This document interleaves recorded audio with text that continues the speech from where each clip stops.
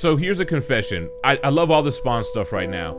However, when it comes to Spawn, King Spawn, and Scorched, it gets a little blurry on what's happening in what book. It all kind of feels like one thing. What's going on, everybody? GemMint here with the new comic book day reviews for Wednesday, June 15th. And as always, I'm going to go through this week's comics as spoiler-free as possible. Another light week for me, so this shouldn't be too long of a video.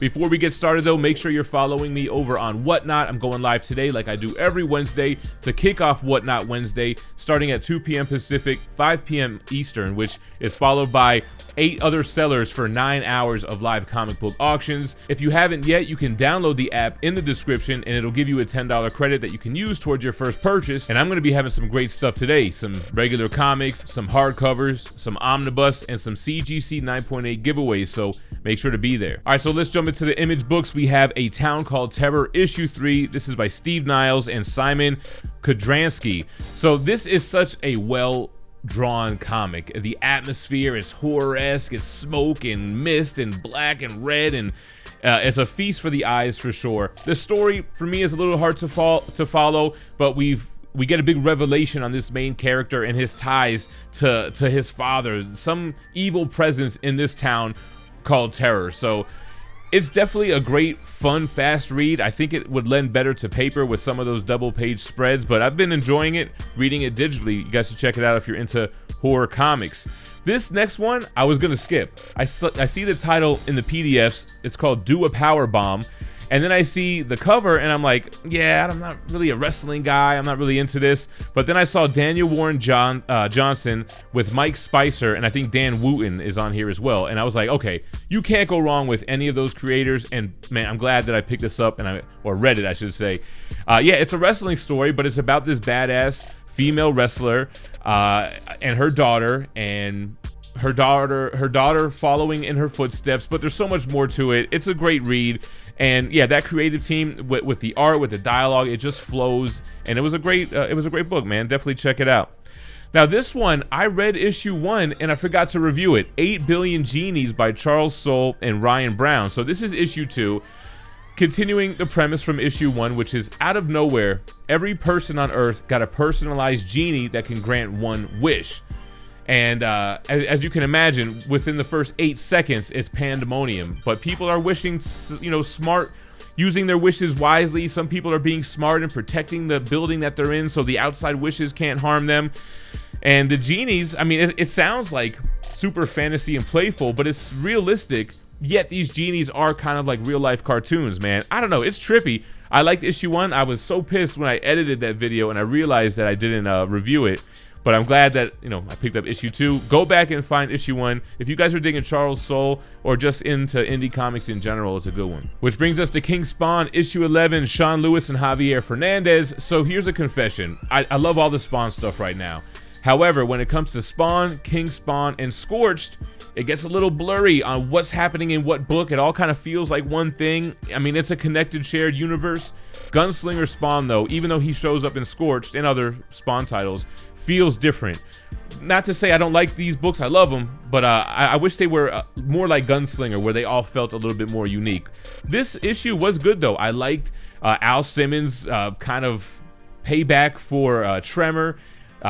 We're playing with this idea that Wanda can be resurrected. Now, what happens, not only with what Spawn wants to do, but Terry Fitzgerald, I mean, that was her husband as well. So this is kind of a big Terry Fitzgerald issue that's going to have ramifications towards the next one, I would say. So great artwork.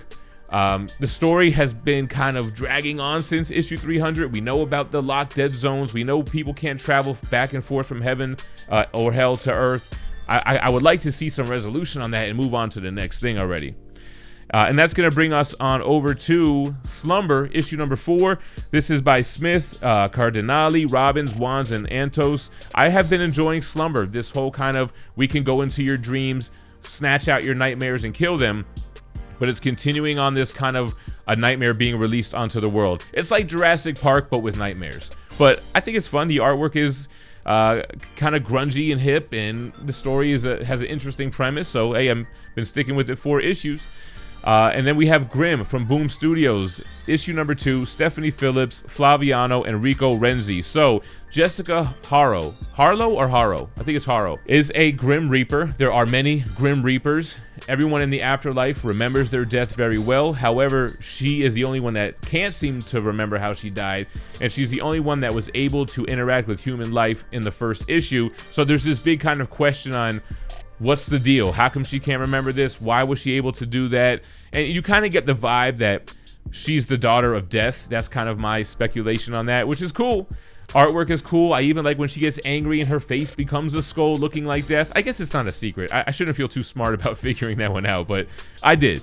I liked Grimm issue 2, which is going to bring us on over to DC Comics. I only picked up one book from DC out of everything this week. Jurassic League issue 2 with Johnson, Gideon, and Spicer. And guys, I almost made it my pick of the week. You know what this feels like? This feels like, I don't know, like an 80s cartoon, like Dino Saucers or something like that. I love these dino versions of the Justice League and their interactions with the humans here. It's touching. Batman, what do they call him? Is he Batsaurus or something like that?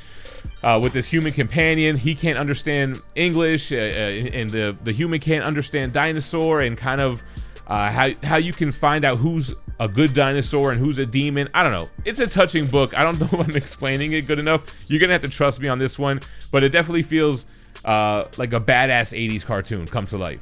Or come to comics, I should say. It feels like Ninja Turtles. It feels like Turtles and the Mighty Mutanimals and all that kind of animalistic, anamorphic, Usagi Yojimbo. It's in that vein. All right, guys, and on to Marvel Spider-Man 2099 Exodus issue 2 featuring Loki 2099. So this is what Steve Orlando with Castello and Fabuela are doing here. It's kind of, you have this Exodus, Alpha, and Omega. Those are the Spider-Man 2099 stories. Everything in between, what is it, a 5 or 6 issue series, is focusing on another character. It was the Winter Soldier of the future last issue. Here it's Loki. We see the fall of Asgard, and how Alchemix plays a role in the future, and I guess, you know, Spider-Man needs to stop it. I'm a little let down with it. It does have great artwork, great covers, but I wanted a Spider-Man 2099 story. That's the title. I feel like it's a bait and switch. But anyway, moving on over to Wolverine, issue 22, Benjamin Percy, Kubert, and Martin. I kind of like this one. I think it was the strongest one so far from this current arc of Deadpool, Maverick, and Wolverine. Wolverine does Deadpool dirty in this, man. Like, I know he could regenerate, but he's literally like stabbing him in the head, stabbing him in the head, cutting him in half, to the point where Deadpool's like, look, I don't even want to join X-Force anymore, man. Just leave me alone. So it was a pretty cool issue. Great artwork, nice banter. This last panel I really like too, and I like how they showed Wolverine being short and how much taller that Deadpool actually is than him. And I really like the artwork on this last page. It was consistent throughout the book. We got a new number 1. We knew it was coming. Captain America Sentinel of Liberty issue 1 by Kelly, Lansing, Carnito, and Woodard. The other title right now is the Sam Wilson led Captain America book. So this is the Steve Rogers book, but it's the same continuity. So, you know, Cap knows that Sam's holding the shield, wearing the stars and stripes. So he's just being Steve Rogers, living in his old apartment that was classified and off the records. Nobody knows it's Captain America's childhood home or whatever. Him just being an American, living among the people, but he's still Cap. He's still jogging around the island of New York and holding his shield and inspiring people. And we get introduced to a familiar face, the Destroyer, who's coming back as an enemy. It's I think it's the son of the Destroyer or something like that. It was touching. It had a lot of heart. I really liked this issue for the first chunk of the book. I think the end, when the villain got brought into it, it kind of lost its charm a little bit, but you know, you got to have a villain. It's comic books. Moving on over to Ben Reilly's Spider-Man, the last issue of this little mini-series, issue 5 by DeMatteis, Baldione, and Silva. And I almost gave this pick of the week. The Humanity Agenda ends. And it's essentially a Clone Saga story, which is why I liked it so much, man. That's what was on the shelves when I was a kid. Couldn't afford all the comics that were coming out monthly, or even let alone to have the whole Clone Saga story, which was like 2 years long. But I have a soft spot for it. I went back and read the whole thing in trades, in omnibus format. So this ends this Spider-Side arc. I love Spider-Side. It's a clone of a clone, and he's kind of like a symbiote without a symbiote.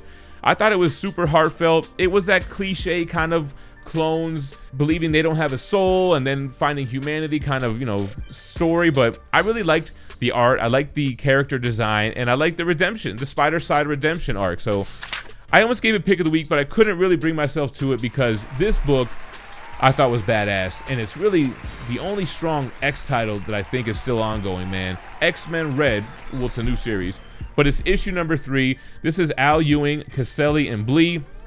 Man, at first I didn't think this was going to be pick of the week, but this thing ramped up to 100 midway through, and it kept going into the end. It's this whole Tarn versus Vulcan. I like the Vulcan stuff. I've read all that stuff. It's a challenge for the seat of loss on the Quiet Council in Arakko on Mars.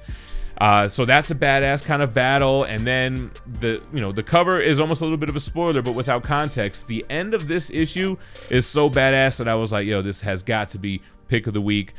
And I do want to take the time to highlight Storm's new look here. I thought that was badass as well. Storm playing a bigger role as far as having her own brotherhood on Arakko. I'm telling you, I've said it since Giant Size or Planet Size X-Men. The Arakko stuff's the only stuff I'm finding interesting right now with like the main X titles. So man, pick of the week, X-Men Red, and boom, short video today. Appreciate you guys watching. Make sure to come check me out on Whatnot later, and stay minty fresh.